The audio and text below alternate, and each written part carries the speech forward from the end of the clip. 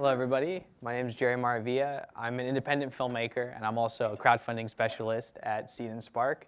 And I'm here to talk to you a little bit about what Seed&Spark is and about my own experience as a filmmaker crowdfunding on the platform and how I came to be part of their team.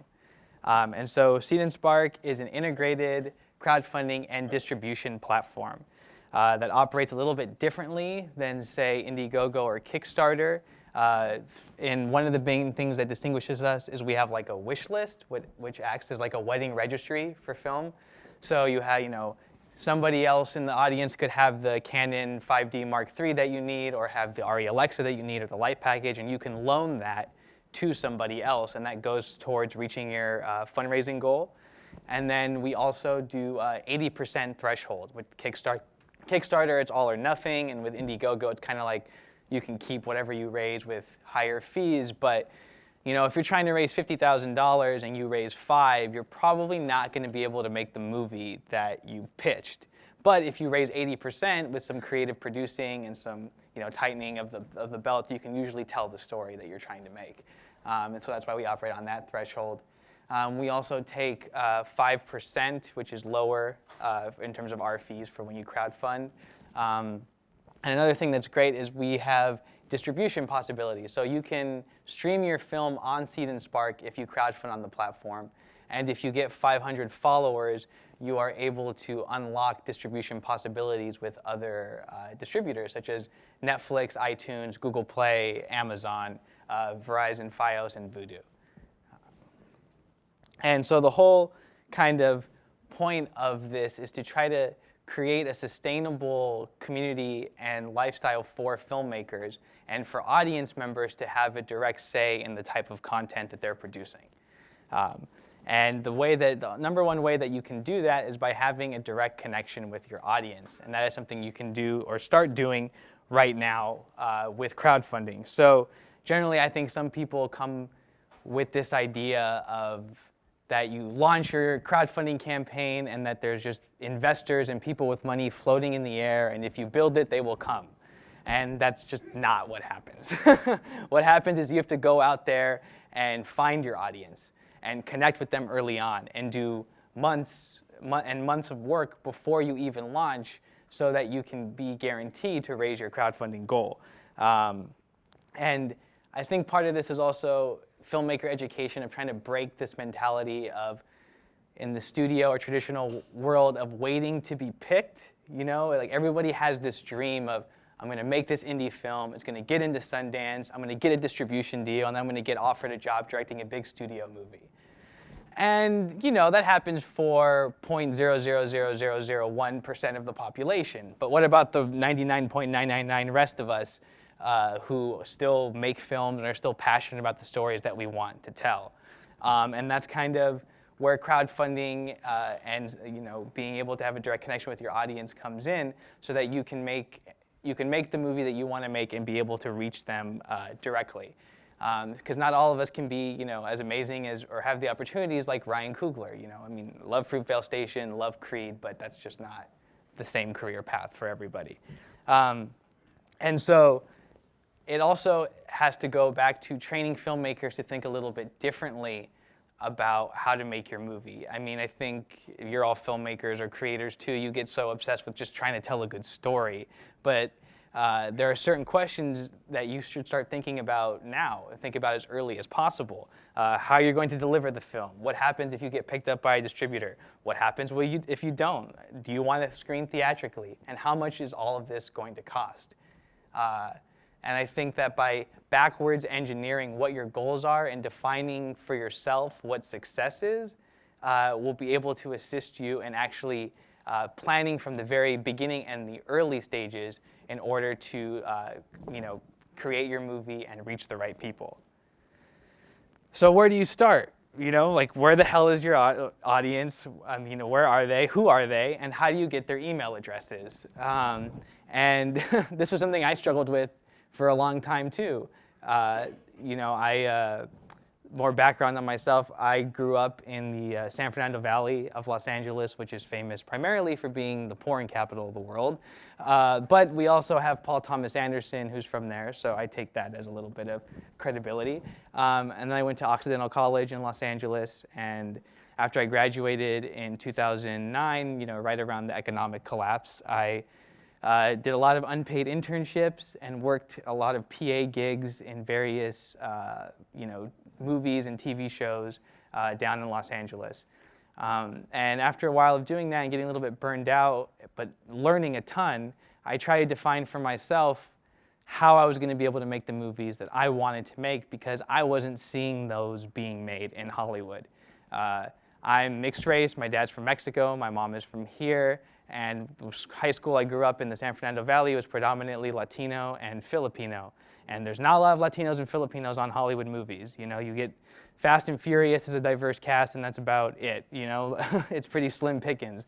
So I was constantly trying to think of a way of how can I accurately represent the people that I was familiar with and the people that I grew up around.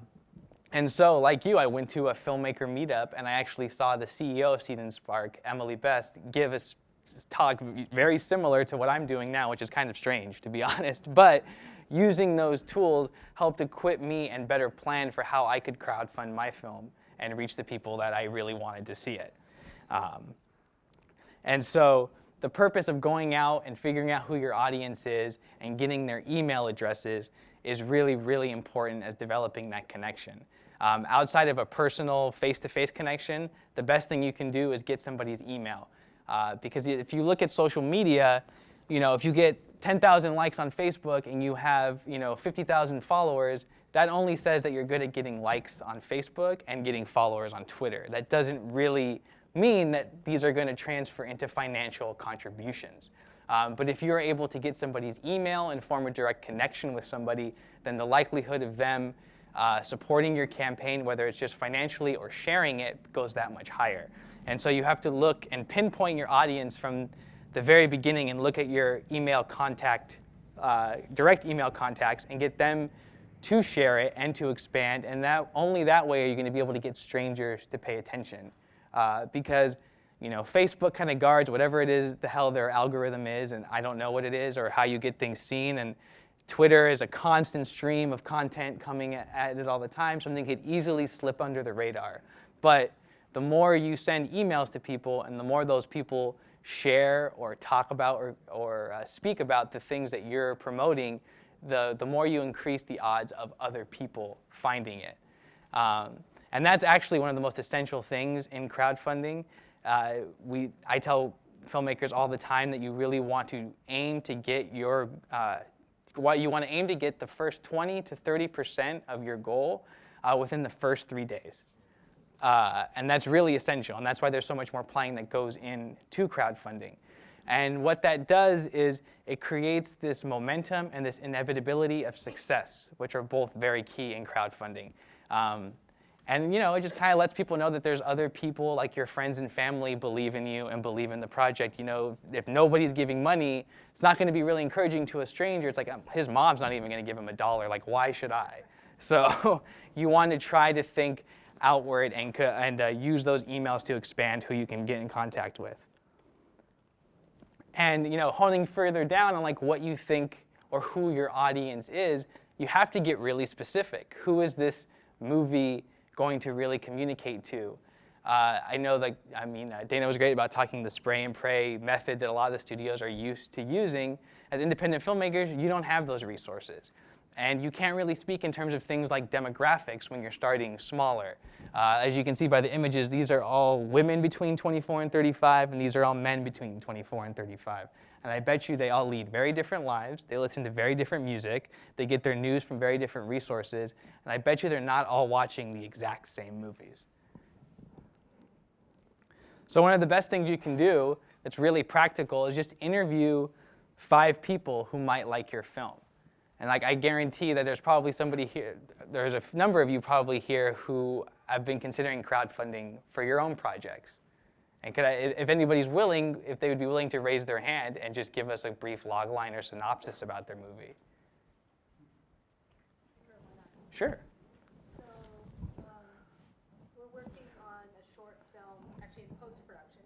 So we haven't done a crowdfund campaign for this yet. Okay. And it's basically a comedy horror pastiche kind of homage to Psycho, but it's a film about a guy who discovers that his electric tea kettle is trying to kill him. Okay, great. So like Evil Dead type of humor Yeah, and things like that? Yeah, scary movie, or even like Shaun of the Dead, where you're, Oh, yeah. you're like, it's actually, there are some genuinely kind of scary moments in it, but it's also very, kind of absurd. Mm-hmm. Yeah, no, I love horror movies. I love comedic horror. Shaun of the Dead, Evil Dead are some of my favorite movies. So I'd want to watch that movie. Would anybody else want to see that movie? So you'd want to see that movie. All right. What's your name, sir? Emmanuel. Emmanuel, where do you hang out online? Everywhere, nowhere. Well, like, what are your favorite social media platforms? Social media, I would say not favorite, but I would say the place I hang out the most is Facebook. And I don't know why it's not my favorite. You don't want to admit it. I'm kind of burned out on Facebook. Okay. Yeah, I have Google Plus, but I don't use it. I use Twitter, so I kind of compartmentalize everything. I use Twitter for more business, sort of professional related stuff, technical. Facebook is like goofy kids, family, Yeah. when I go out drinking, Share that stuff. Great. that kind of stuff. So I have like my different platforms for different reasons. And where do you get your news? Reddit and the news app on my iPad. Okay, great. But Reddit number one, probably. Reddit's number one for you. Yeah. And what kind of music do you listen to? Everything. I used to say everything except country, but in the last few years, I've actually gotten into country, so now it really is everything. And are there like music blogs that you go to find the kind of music that? No, I'm not into music blogs. Like music Okay. for me is a personal thing. Like when I hear something, I sort of latch onto it. But for the most part, for discovery, it's probably just Friends and Pandora. But Pandora, I'd really Okay. Yeah. And where do you like to spend your free time? Are you like a member of any clubs, organizations, or? Yeah, I go to meetups and my free time. Something like this, I yeah? have family, so they take up most of my free time. So this is when I'm not with them, I'm doing technical sort of meetups and So when you watch things then, if you're watching a TV show or movie, like how do you watch it? Are you streaming it? Are you going to the theater? Are you? So yeah, TV, right? I have an Apple TV, which is I was like, you guys have an Apple TV app? That's awesome, because I'm gonna go download it. I love like the YouTube experience on the TV, right? So I have a Samsung Smart TV, and I use that to watch Hulu, Netflix, YouTube. I also use my Apple TV. I play a lot of Xbox One, and I use that. I don't use that as much for the media streaming, just because it's easier to go through the Samsung or the Apple TV. Great. But there's all these different channels. I actually cut the cord too. I don't have like traditional TV. And so do you not go to the theater anymore, really? Oh yeah, I go to theater all the time. Oh, okay, that's good to know. So I was excited about Movie Law because I love watching trailers, and I love sort of planning ahead and saying, oh, Star Wars is coming out, I'm gonna go see it, and stuff like that. So that sounds like a great way to do it. And I also love indie films, and my wife's cousin does indie films and works down in UCLA Film School and teaches there. Cool. Stuff. So I'm kind of connected through there a little bit, and I've been to CineQuest and really enjoyed a lot of films and stuff. I feel like right now there's sort of a lack of being like accessibility to those indie films. Yeah, and that's I'm not going to go to the Sundance. I'm not going to go to CineQuest all the time. So how do I watch those? Yeah, that's a really good question. And I don't know if you were taking notes at all, but there's somebody who wants to see your movie and knows that information. Yeah, Shaun of the Dead, some of my favorite, that was one of my favorite movies, great stuff. And this is just one example of how crowdfunding really starts before you will launch your campaign. And so I wanted to just speak a little bit more specifically then about, outside of just this room, or a little bit about my project that I did on Seed&Spark, which is this project called Cross, which is a proof of concept short film for a feature film that I've written and want to make that's loosely based on my friend in high school and his experiences in the world of backyard boxing in the San Fernando Valley. And so that's the general log line. A young man is lured into the world of backyard boxing in order to save his mother's life. And so when I was first trying to figure out that I had this movie. It was something I felt very passionate about. I had spent like a year developing it and getting different feedback from people, and now it felt like time to take action. I didn't know what to do. And so one of the things I did was besides talking my friends and family's ears off to death about the project and letting them know what I wanted to do, I joined a group called Film Independent in Los Angeles, which is a nonprofit dedicated to assisting filmmakers, independent filmmakers. And they do screenings and networking events, and one of the things that was on there was how to crowdfund to build independence from Emily Best of Seed&Spark. So I went to that and took those notes, and then after hearing some of the things that she said, I started to brainstorm and try to think of ways that I could find people who'd be interested in this story. And one of the things that connected to me, as I said earlier, was having greater representation of Filipino and Latino Americans. And in a really kind of silly way, I was trying to think of who is the biggest Filipino American actor I can think of, and I thought of Dante Bosco, who was Rufio in Steven Spielberg's Hook. And I just did a Google search on him. And I saw that Dante was still working, and he's a voiceover actor. He did Avatar: The Last Airbender. He's the voice of the Scorpion and Spider-Man. But I also saw that he was speaking at a panel about creating greater visibility for Filipino Americans at UCLA, and it was free, and it was open to the public. So I thought, what the hell? Me and my producer went there and listened to a broad variety of viewpoints of different people in the entertainment industry who were vying for greater representation of Filipino Americans. And I got to speak to Dante, and besides fanboying out for a little bit because here was this this guy I had seen as a little kid in the movies in front of me, he also told me about this other group he had started called We on the 8th, which is a collective of Asian American artists that meet in downtown once a month that are all about promoting Asian American content and creating greater visibility. And so then that following month, I went to that meeting. And lo and behold, there's a lot of overlap of the type of people that were at the UCLA who are passionate about that and people who are also passionate about this at both, and even more individuals that weren't at that first meetup, and including one young man who was an aspiring actor, and we shared very similar tastes in movies and shared very similar passions, and I ended up casting him as the lead in the movie. And outside of that, I heard of another organization called Film Creative, which is about promoting Filipino Americans in media. And they have weekly or monthly events as well, too. And at one of those, I met another great guy. His name is AJ Calamé. He was my co-editor on the short film, and he also introduced me to my stunt coordinator, my assistant director, my dialogue editor, and there was one other person. He just helped bring everything together, too. And so by just going to these 3 events in succession, I suddenly had gone from just this idea that I felt really passionate about to starting to build a team of cast and crew. And so slowly but surely, I started to feel more confident in the idea of crowdfunding. And one of the things that helped me feel that confidence was planning it a lot. It's not just something you throw up and hope that your friends are going to care about and give you money for. It's something you have to really plan to a T. You have to schedule how you're going to run your campaign. You have to really strategize how you're going to reach people and when you're going to reach them. And you also have to consider that you're going to learn from them too. You're going to see what they like, what they don't like, what they're responding to, and what the best way is to communicate with them. And so this is a little scary to look at initially, as it was for me, but this is what a crowdfunding scheduling template looks like. And you can find these on Seed&Spark and other resources too. And it was, I don't know, for me, it felt like this whole thing was very terrifying and very scary, and I had no idea what to do. And then here were these materials in front of me that I could look at and just adapt for my own needs and my own use. And that helped. While still scary, it seemed to kind of break it up into smaller, manageable bits that me and my producers could look at and execute. So finally, we launched our campaign in July of 2014. And this was kind of what the strategy was in terms of doing 10 to 20 personal emails a day. Hey, Mom. Hey, Dad. Hey, brother. Hey, cousin. Hey, uncle. That movie I keep talking about that I've talked about for 1.5 years, I'm finally trying to do something about it. I would really appreciate if you could contribute.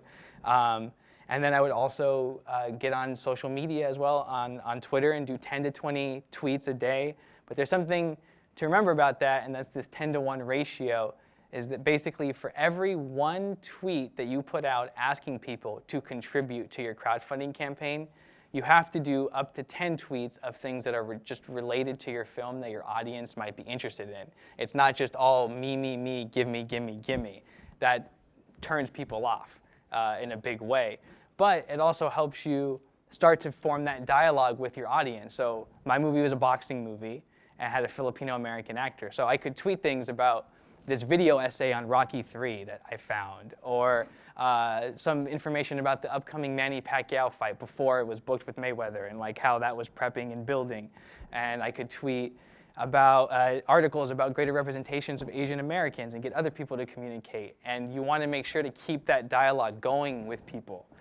Somebody was like, oh, I really love The Fighter. Just communicated back with them. I really love the personal relationships in The Fighter. It's a really good movie.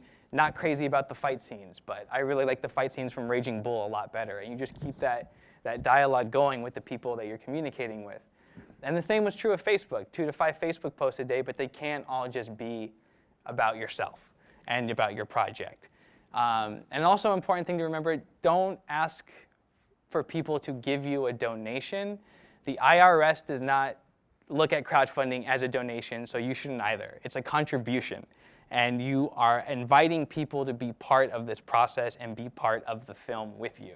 And also they get incentives, and that's part of crowdfunding as well too. So I would always use that language of, we would really appreciate it if you contributed to our project, or if you contribute to our project, this is what you will receive. So it's not just a blind donation, it's something where you're equal with your audience and you're on the same page. And another thing about that language, yeah, do you? Real quick, you're going to get taxed on the money you make? Yes, the IRS taxes on the money that you make. That's part of, when you crowdfund on Seed&Spark, you're issued a W-9 form that you have to fill out, and then we have to send you a 1099. And that's true of Indiegogo and Kickstarter as well. There was a few years when the government was trying to catch up or didn't know about crowdfunding, but they're aware now. And so you have to consider that into your plan as well too. And all of this tweeting and Facebook and sharing and direct email goes back to that idea of the inevitability of success. I'm sure you have seen, I have seen it, where people who post are like, oh my God, please give me money. If we don't get this, we're not going to be able to make that movie. And that usually only elicits like 2 reactions, which is, here's some money, go away, I don't want to hear about your movie ever again, or block, unfollow, unfriend, this is sad, right?